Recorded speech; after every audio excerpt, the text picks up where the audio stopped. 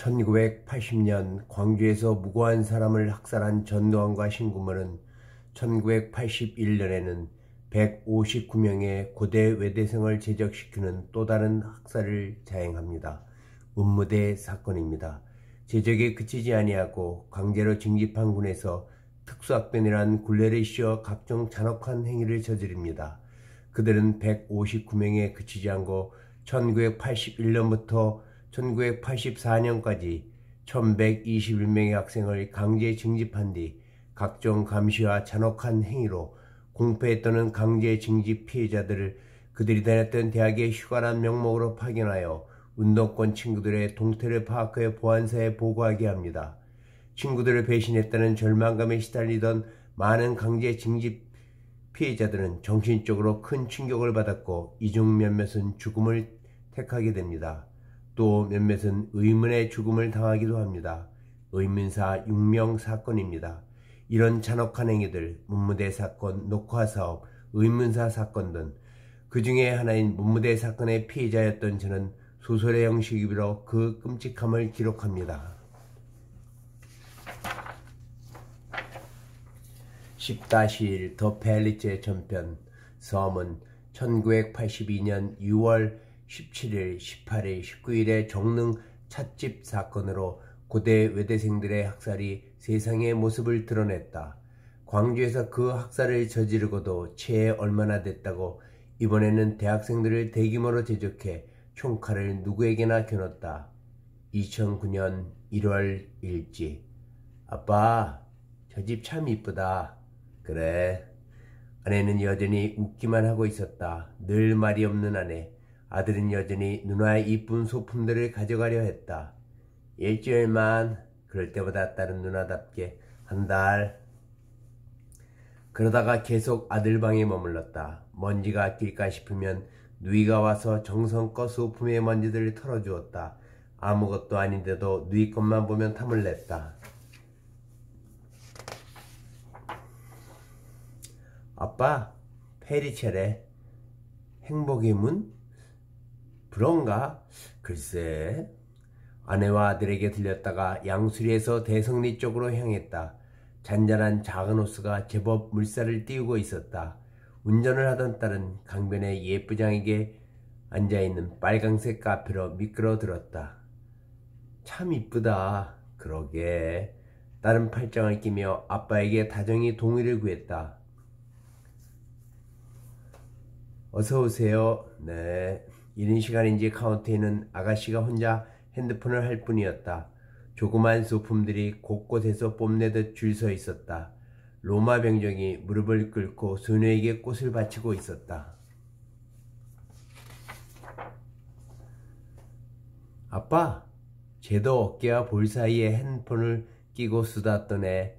장서본 빙그레 웃었다. 딸도 그렇게 핸드폰을 하며 손으로는 타이핑을 한다. 그러면 아들은 몰래 다가와 코딱지를 만들어 누이의 볼에 붙이곤 한다. 30분? 엄마, 나 20분 뒤면 출발해야 돼. 엄마와 교대하는 모양이었다. 딸도 들었는지 웃었다. 이내 따뜻한 오차와 조그만 쟁반 세트를 들고 왔다. 커피 드려요. 1892년 9월 일지. 10일중대 김중희는 비가 마구 쏟아져 앞이 안 보일 정도가 되자 차를 세우게 하고 길 옆의 아무 카페나 들어갔다. 급하긴 하지만 할 수 없지. 네. 2009년 1월 일지. 스파게티 되나요? 아빠, 배고프셔? 딸이 창섭을 쳐다보았다. 스파게티 드시려면 30분 더 기다리셔야 돼요. 셰프가 그때 오시거든요. 아, 괜찮아요. 기다릴게요. 그럼 아빠, 나도 스파게티. 커피 드시면서 기다리세요. 원두인지 향이 자극했다. 향이 지극했다. 창밖을 보다가 모녀의 소리를 자연히 엿들었다. 엄마 30분은 1시간이야.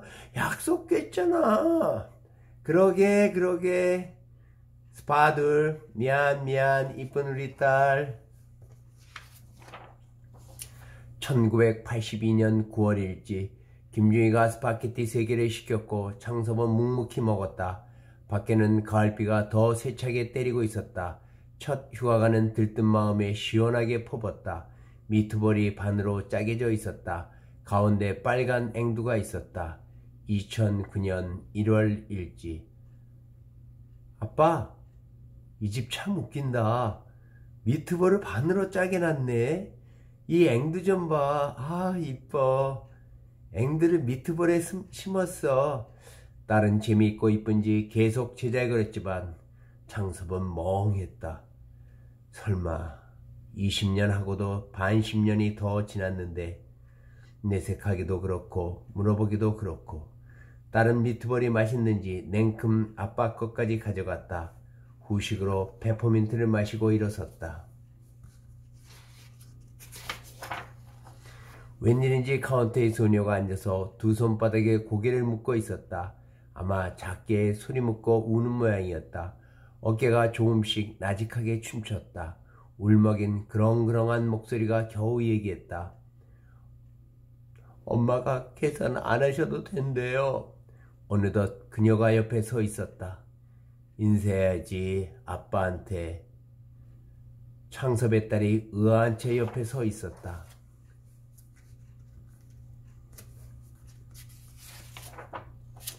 (2009년 9월 일지) 11중대 김중희는 사단 보안대 전화를 받았다. 군사여고학교 지원했다며? 네, 그렇습니다. 9중대 빨갱이 하나? 네? 3대 되는 빨갱이가 3명밖에 없는데 그것도 모르나? 무슨 말씀이신지. 아, 데모하다 잡혀온 빨갱이 이창섭 몰라? 아, 예, 달리기 잘하는 9중대 이창섭 일병 말씀하십니까? 아, 그 새끼야 달리기를 잘한다고 대대장이 얘기한 적이 있지. 김중희는 오늘부로 군사영어학교에 붙은 거야. 순간적으로 김중희의 머리에 스치는 것이 있었다. 김중희는 어떻게든 첫 휴가 가는 이창섭을 양수리의 펠리치란 카페에 떨어뜨려. 자세한 건 우리 부대 운전병이 다 알아서 할 테니까. 창섭은 휴가병 신고를 하려고 대기하다가 대대장이 늦는 바람에 1시간 이상을 기다리고 있었다. 휴가병들은 규정상 9시면 휴가 신고를 하고 출발하게 되어 있는데 대대장의 외출로 지연되고 있었다. 그 사이 사단 보안대가 급히 움직였다. 보안대 운전병이 63년대에 도착해 63년대 찝차로 갈아타고 창섭의 3대대까지 도착하기는 꽤 시간이 걸렸다. 이창섭 일병 휴가 가나? 네, 그렇습니다. 나 11중대 김중희야. 이번에 군사영어학교 붙어서 서울 가는데 같이 갈까? 난 연대 찝차러 가는데. 창섭은 찝차러 간다는데 솔깃했다. 대대장의 외출로 은정과의 마장동 약속이 깨질 판이었는데 찝차라니. 감사합니다, 소장님. 아유, 가는 길인데 뭘. 찝차가 도착하자 창섭은 대대장의 휴가 신고를 하고 김중희와 함께 찝차를 탔다. 서울 가는 길은 춘천까지 가서 서울 가는 직행이나 고속을 타는데 이제는 찝차를 타고 가니 시간이 많이 줄 거였다. 운전병은 양수리의 펠리치에 두 사람을 어떻게 떨어뜨리나 고민을 하다가 빗줄기가 굵어지자 쉽게 문제를 풀었다. 장교도 일이 쉽게 풀리고 있다고 생각했다. 비가 더 굵어지는데 운전병은 오히려 더 속도를 내고 있었다. 창섭의 입장에서는 이런 속도로 가면 마장동은 오히려 시간이 한참 남을 지경이었다. 소대장님, 앞도 잘 안 보이고 엔진도 가열돼 좀 쉬었다 가야겠습니다. 그래? 그럼 쉬었다 가지. 일병도 괜찮지? 네! 찝차를 카페 현관에 붙이고 셋은 카페 안으로 들어섰다. 양수리 물가 절벽의 빨간 카페는 강한 절벽에 편안히 앉아 가을비를 후두둑 후두둑 맞고 있었다. 비오는 강구경은 빗소리 강약의 천차만별이다. 강약약, 중간약약, 강약강, 강강약강. 30초반인가 전방에서 오시나 보죠? 이 집 스파게티가 원더풀이라고 써있네요. 창섭이 안으로 웃었다. 문자를 써도 좀 맞게 써야지. 하지만 그것은 약속된 그들의 암구회였다. 스파게티가 좀 독특했다. 미트볼이 예쁘게 반절되어 있고 빨간 앵두를 가운데 심어놓고 있었다. 서둘러 먹는 창섭을 보며 장교는 사단 보안대의 소령의 지침을 잊지 않았다. 마담이 어느 정도 피해를 꺼줄 수 있도록 시간 좀 벌어줘. 하지만 30대 초반의 마담은 암고만 교환한 뒤 다른 좌석 손님들과 어울릴 뿐 이쪽은 쳐다보지도 않았다. 이쪽으로 올 기색이 아니다. 가자! 운전병은 동일한 지침을 받아서인지 이내 일어서는 김중희가 의아했다. 전방거리는 계산 안 하셔도 되는데. 김중희와 운전병의 입가에 미소가 돌았다. 임무 완수했다는 뜻이었다. 마담은 현역 정보대 소령이었다. 세 사람 모두 해피였다. 스파게티 먹는데 기껏 반시간 남짓이었으니 은정과의 마장동은 여유였다. 나머지 두 사람도 정보대 소령이 오케이 했으니 만사태평이었다. 김중희는 순식간에 군사영화학계에 붙었고 운전병은 보름짜리 휴가를 챙겼다.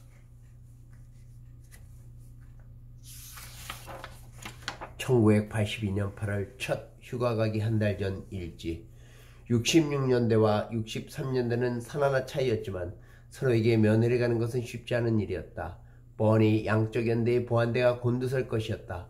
어쩌면 이제 그들은 더 이상 상관이 없을지도 모를 일이었다. 술을 거의 하지 않는 창섭이 연거푸하자 경사는 올 것이 왔구나 생각했다. 1982년 6월 늦봄의 정릉 찻집 사건은 가해자나 피해자 양쪽에 무언가를 요구했다. 독재정권은 81년 11월 14일에 고대 외대생의 문무대 입소 중 발생한 총기 분실 사건을 학생들의 총기 탈취 사건으로 변모시켜 양대학의 학생들을 대량 제적시켰다. 총칼의 정권에 달겨든 유일한 세력 대학생들, 고대 109명, 외대 50명, 10벌은 독재정권하에서 유일하게 항거하던 대학생들에게 총기 탈취 사건을 빌미로 대학가 전체에 공포 분위기를 조성하겠다는 의도였다. 하지만 총기가 제대 1982년 4월 말년병적인 은행 강도를 위한 사전 탈취로 드러나고 이 사실이 피해 학생들 중에 하나인 이호기를 통해 문무대 피해자 모두에게 전달되었다. 그리고 그들이 무언가를 모색하는 것으로 알려지자 보안사는 아연실색했다.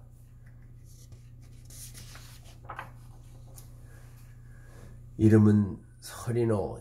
형 서린호가 냈뇨. 그리고 몇몇 맞냐? 경사는 편지에 적힌 이름들을 기억해봤다. 죽일 게 없어서 스타킹으로 사람을 목졸라 죽이나? 경사는 강한 사투리로 혀를 찼다. 창섭이 덤덤하게 대답했다. 남편과 자식 보기가 차마 그렇다며 죽여달랬대. 그래 어쩔 기가? 찬규형과 대충 그려봤어. 너와 나 둘 중에 한 사람이 동떠야겠지. 댁은 뭐 짜기 나름이니까. 경산이 잔을 털어넣으며 한마디 했다. 택은 형과 네가 짜고 동은 내가 뜨면 안되겠나? 됐지? 그냥 창섭이 고개만 끄덕였다. 1982년 9월 일지 청량리 아래 마장동 터미널. 함은정은 1시간 전부터 나와 있었다. 학교에 벌써 흉흉한 소문이 돌고 있었다. 창섭이 30분이나 일찍 도착하고 집차에서 내리는 것은 더 찝찝했다. 창섭은 터미널에 사람이 그득한데도 은정을 보자마자 그녀의 입술을 한참 마셨다. 급하고 허름한 터미널 옆의 여관이었지만 오히려 편안했다. 은정은 아래에서 창섭의 다리를 꽈배기처럼 꼬았다.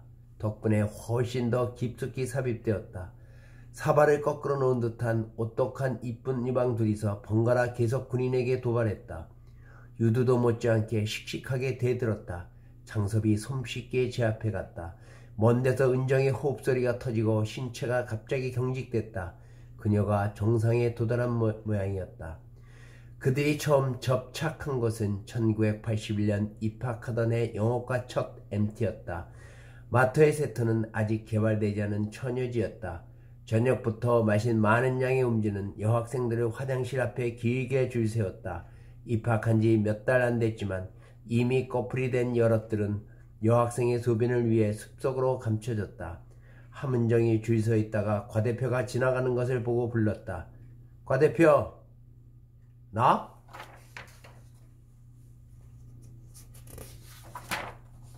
줄 서 있던 여학생들이 모두 쳐다봤다. 설마 게임이 안 되는데.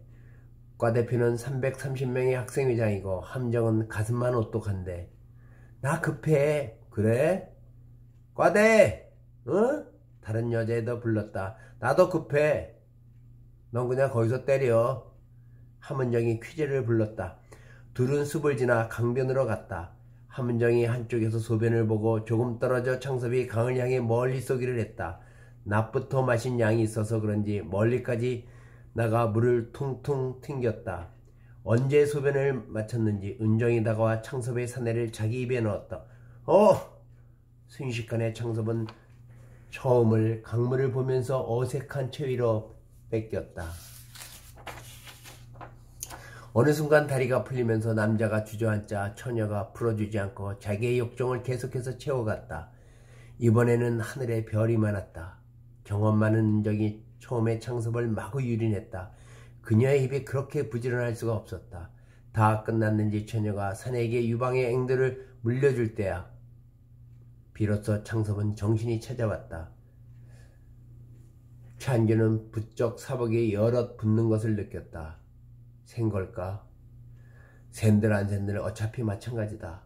고대 외대생의 대량 학살의 직접적 원인이 기관병의 계획적인 총기 탈취로 판명된 이상 그 피해자들이 뭔가를 꾸밀 것이라는 것은 정보가 세지 않더라도 쉬운 추측이었다. 그래도 그렇지 제호를 통해 자신의 동선을 점검해보니 사복은 삼계주로 돌아가며 찬규를 감시하고 있었다. 창섭과 학교 멀리서 만나려 했지만 그것이 오히려 더 긁어 부실험이 될까봐 그들은 늘 가던 학교 앞 돼지집에 들어갔다. 에고 창섭이구나. 고생 많지. 나도 다 들었다. 기가 막혀도 분수가 있지. 지네들 잘못을 남에게 뒤집어 씌워도 정도가 있지. 전벌을 받아도 많이 받을 거래. 안주가 수북하니 오히려 눈물이 핑 돌았다. 찬규는 안경을 닦았다. 걱정돼서 하는 말인데 생명에 지장이 있어서는 안 된다. 한숨이 절렀다. 경산이의 평소 스타일이 만만치 않으니 극단적인 선택을 할까봐 염려천만이었다. 하지만 창섭은 의외로 가볍게 웃었다. 형, 걱정 없어. 왜? 양구 17살의 소녀가 경산이를 날로 삼켰거든. 뭔 말이야?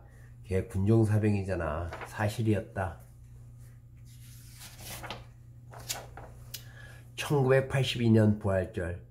부활절이면 의뢰 군목은 연대 내 각 군정사병들을 연대교회로 소집해 부활절 준비라는 명목으로 2주쯤 푹 쉬게 하고 있었다.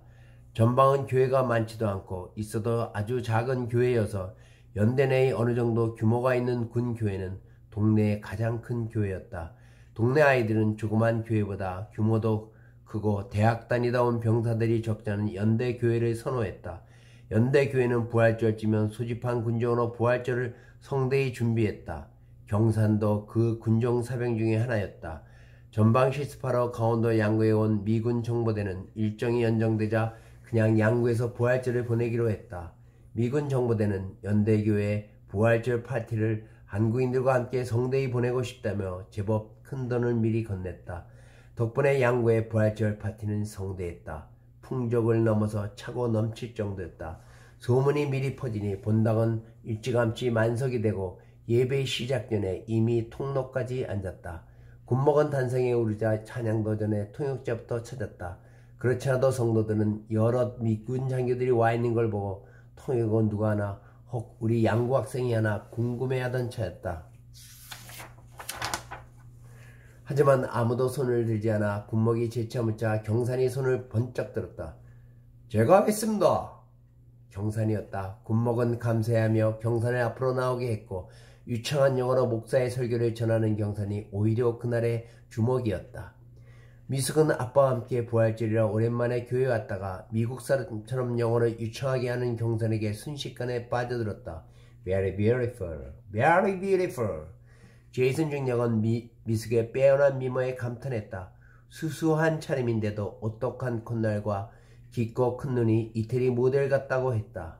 경산이 옆에서 자연스럽게 통역해주자 미숙은 어저께 Thank you 했다. 어느샌가 경산의 주머니에 미숙의 메모가 있었다. 10-1 후편 더 페알리체. 간단한 약도도 있었다. 이미 경산도 알고 있었다. 미숙이 겨우 17살이었지만 양구 전체에서 가장 빼어난 미모라는 것을. 메모도 약도도 쉬웠다. 작은 노크를 했다. 그냥 들어오세요. 미숙은 헛 이불을 거치고 있었다. 경산이 손을 내미자 미숙이 손을 내밀다가 이불이 흘러내렸다. 경산이 숨을 멈췄다. 미숙은 실오라기 하나 걸치지 않고 있었다. 나신이 흐릿한 전깃불에도 찬란했다. 신선한 두 봉분이지만 아래는 짙은 수풀이 시커멓게 도사리고 있었다. 이런 미인이 이 산골에. 어느 순간에 경산이 막대기가 땅바닥을 때리는지 몰랐다. 땅이 질퍽한데도 경산이 막대기는 밤새 부지런히 땅을 찢고 있었다. 미숙이 자기도 모르게 호흡을 중단하며 몸을 활처럼 휘었다. 놓칠세라 더 밀착해 가속했다. 미숙은 연방신임을 토해내었다. 그러면 그럴수록 경산은 더 다급해졌다. 막대기는 밤새 부러질 줄 몰랐다. 경산은 토요일마다 외박을 나갔다. 미숙은 당연하고 미숙의 아빠도 흡족한 사익감이 생겼다며 기뻐했다. 미숙은 어렸지만 막 꽃망울이 터진 육신이 경산에게 착 달싹 붙었다. 결국 아이가 미숙에게서 자라고 있었다. 미숙은 오빠가 하도 아래를 문질러서 생리가 건너는 줄 알았다. 겨우 17이었다. 찬규는 오랜만에 통쾌하게 웃었다. 경산이 그런 재주도 있었냐? 창섭이 경산의 편을 들었다. 피해자라니까 형은. 사랑의 피해자, 메모의 유호. 내가 원래 그렇고 경산이 거지 그러더니 군대 갈만하네. 술자리를 일어나며 창섭이 10만원짜리 수표를 냈다. 돼지집 아줌마가 손세를 했다. 은 10만원? 은정이가 줬냐? 걔네도 어렵잖아. 그러게. 창섭이 얼버무렸다. 언젠가부터 10만원 수표가 군복바지에 있었다. 은정이에게 네가 넣냐고 물으니 뭔 소리냐며 눈을 동그맣게 했다. 잘 됐네. 부대 고천들 맛있는 거나 사다 주지 뭐.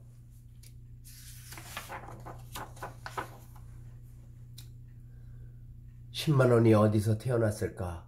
창섭은 기대하기 하루 전날 출발했다. 은정은 매일 했는데도 아쉬운지 보채고 있었다.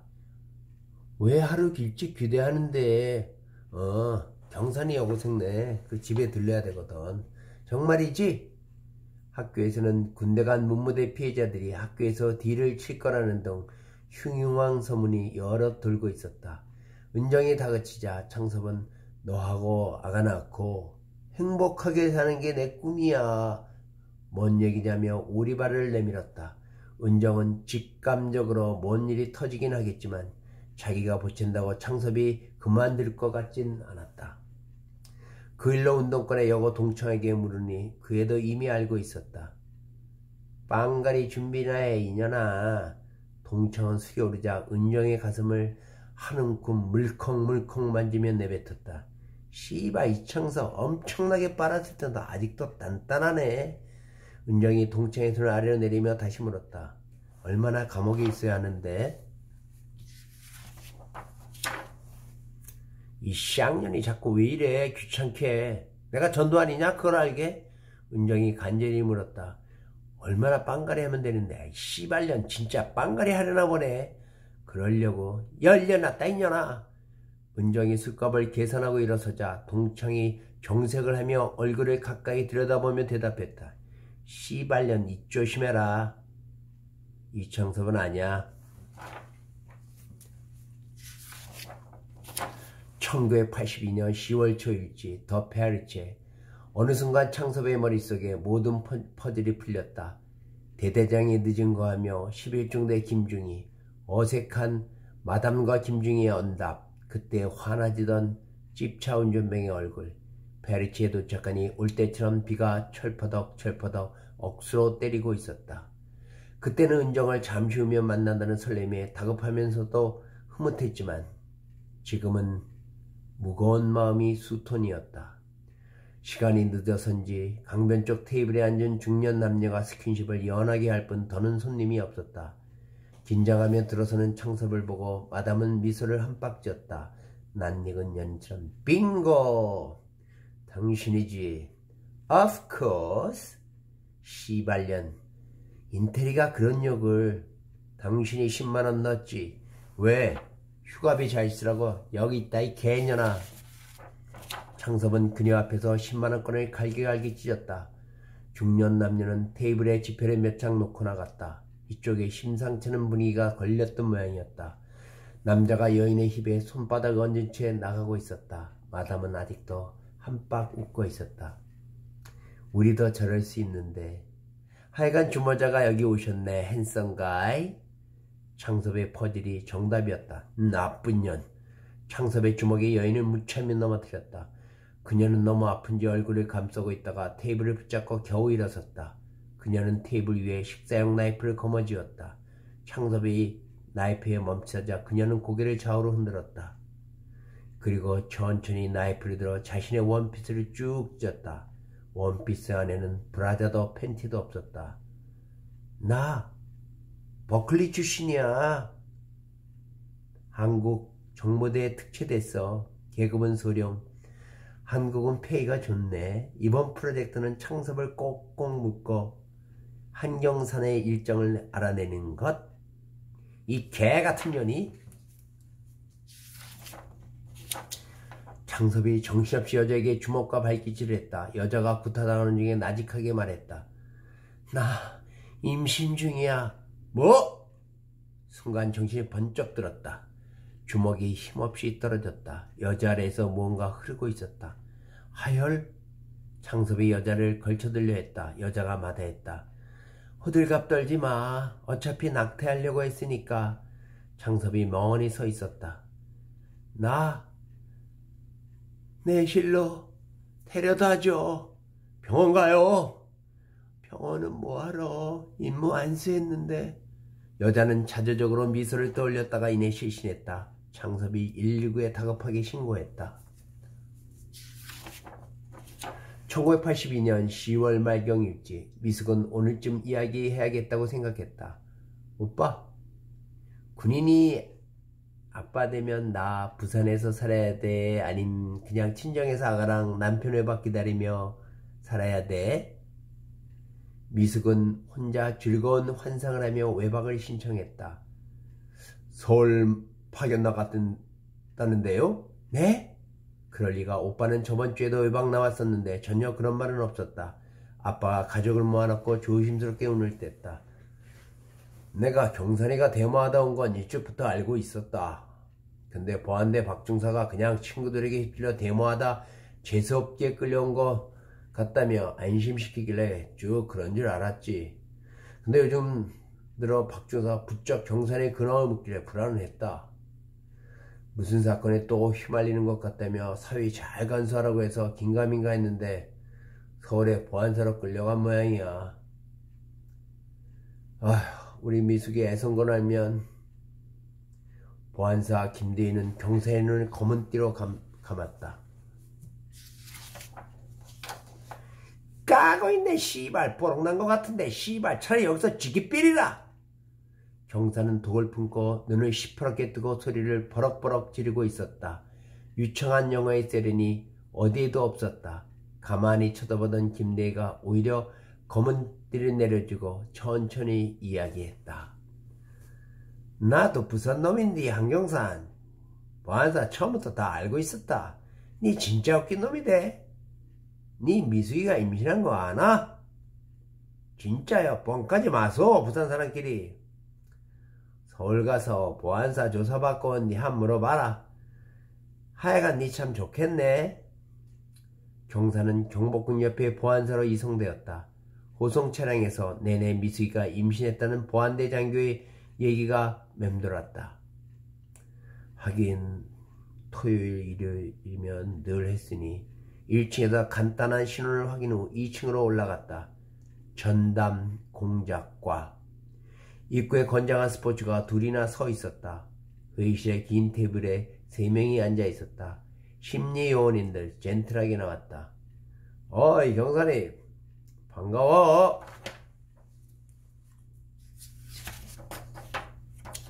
저까지 말고 씨발 빨리빨리 해라 씨발. 죽이든지 말든지.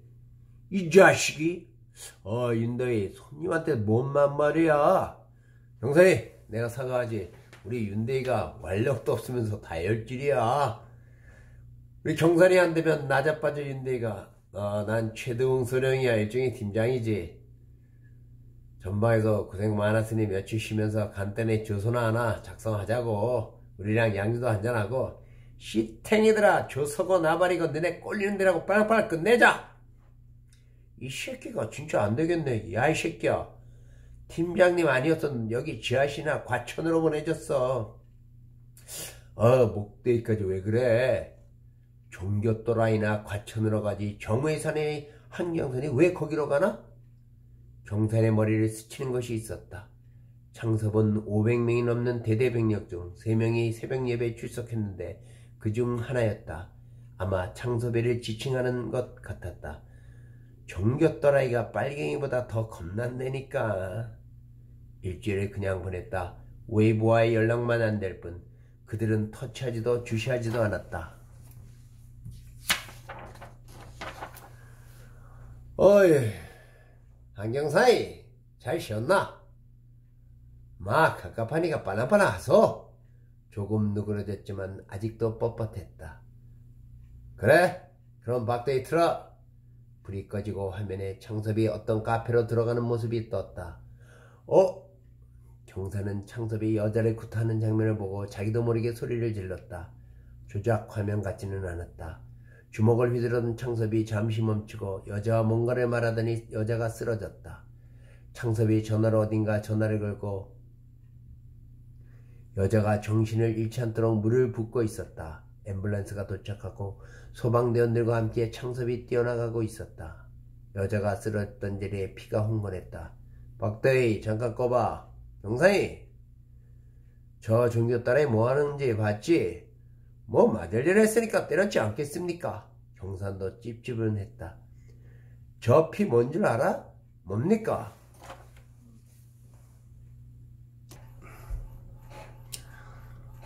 어이 경산이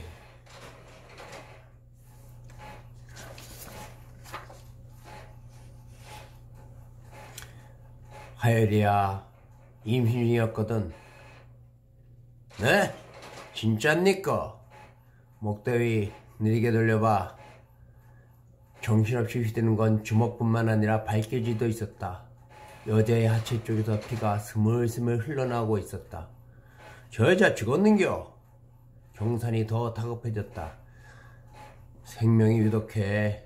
더구나 임신한 채. 그럼 창섭이는 어떻게 되는 겁니까?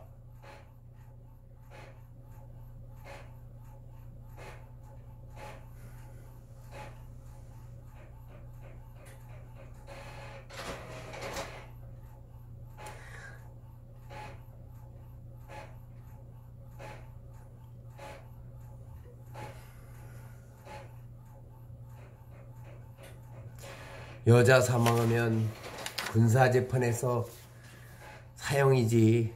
경산의 머리가 핑 돌았다. 최소령이 정색한 채 경산에게 다가갔다. 그의 얼굴을 빤히 바라보며 진지하게 얘기했다. 저 여자 살고 경산이가 수류탄 크레마 내놓으면 내가 한 5년쯤으로 줄여보지. 경산은 이미 미숙인의 집 근처에 수류탄 몇 발과 크레마 2개를 땅에 묻어 놓았었다.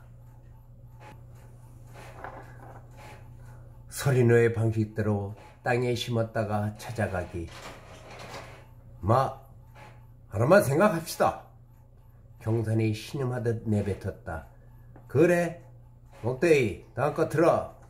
미숙이 신체 검사를 받고 있었다. 의사가 임신 3개월이라는 소견서를 쓰고 있었다. 이래도 여자는 버리면 그만입니다. 이야, 한경사이 역시 천하의 한경사이군. 미는 버려도 되고 친구는 어떻게 될까봐 염려 천만이고. 하나만 주소. 좋아, 그래 보자. 뭐 저녁에 양주나 한잔하지. 필요 없습니다. 세상은 공식대로 되지 않는다. 변수가 상수로 작용하기도 하고 상수가 변수가 되기도 한다. 의외로 제이슨이 움직이고 있었다. 4월 부활절날 유창하게 통역을 하던 경사에 대한 호감으로 그의 인적을 살피던 중 문무대의 사건,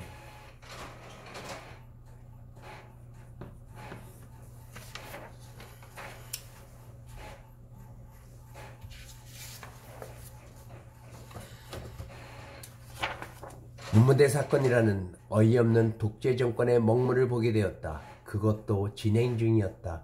실시간으로. 병사가 제대 후 은행 강도를 하려고 총기를 땅에 파묻었다가 제대 후 가져가 친형과 은행 강도를 모의했다. 하지만 누군가 배신해 경찰의 추적을 받고 도피하던 형이 내연녀가 죽여달라고 애원해 스타킹으로 죽이고 자수한 파렴치한 사건이었다. 그때 총기 분실 사건을 정권은 학생들에게 뒤집어 씌우고 서슬퍼런 당시로서는 유일한 저항 세력이던 학생들에게 재갈을 물리려던 사건이었다. 제이슨은 공식적으로는 정보대 중령이었지만 미 정보요원이었다. 1979년과 1980년 상황을 예측했던 한국 지부는 제이슨 요원의 특이한 보고가 폭발성이 있을 수 있다고 생각했다. 모든 감청이 자유로운 지부는 경상과 창섭, 찬규가 뭔가를 일으키면 그것이 기화점으로 작용해 걷잡을 수 없는 대형으로 번질 수 있다고 생각해 주시하고 있었다. 제이슨에게 창섭이란 캐릭터가 호감을 배가시켰다.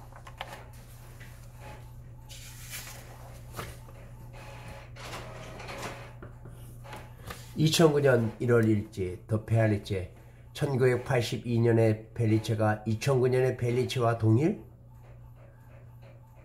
당신은 그럼 20년 넘게 이 자리에서 제대하자마자 당신은 한국을 떠났으니까 얘가 세상에 나온지도 몰랐죠.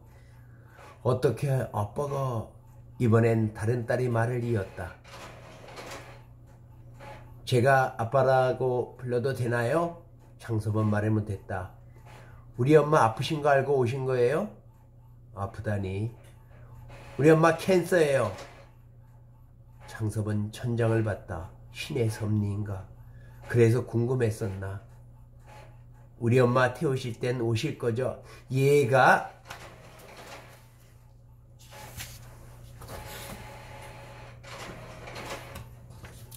헬렌이 한마디 했다. 뭔지 자세히 모르지만 창섭 딸이 나섰다. 내가 꼭 모시고 올게요. 우선 병원부터. 여자의 딸이 똑바로 창섭의 딸을 응시했다.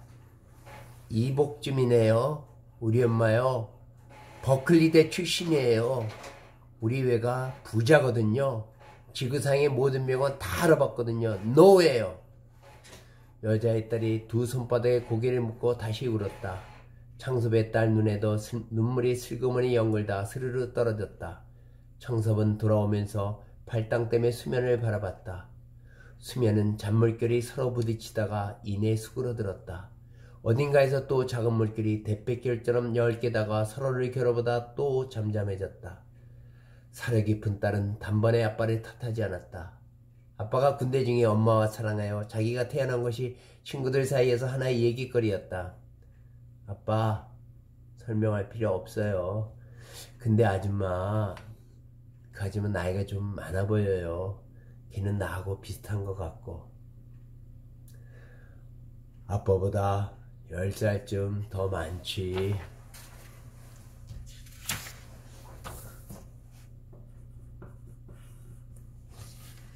(10-2) 문무대 1981년 11월 일지 서문. 야, 이런 배알도 없는 외대놈들아. 아이고, 고대 애들이 데모하니까 니네도 따라서 데모하냐? 1981년 11월 9일부터 14일까지 문무대에서 연병장에 도착하니 이미 고대생들이 연병장을 독재 타도를 외치며 돌고 있었다. 자연스럽게 외대가 합류했다. 연병장 앞에 왼쪽에서는 공수부대가 철머리를 쓰고 PT 체조를 하고 있었다. 험악한 분위기의 연출이었다. 이 새끼들 여기가 어디라고 대한민국 데모를 해! 보안대장이 소리소리 지르고 있었다. 왜 욕해요? 학생들이 반발했다. 야, 저 새끼 다 잡아와! 명찰 다 뜯어버리고! 다 뜯어가 갖고 와! 몇 명의 군인들이 쫓아가 학생들의 교련복 명찰을 북북 찧었다.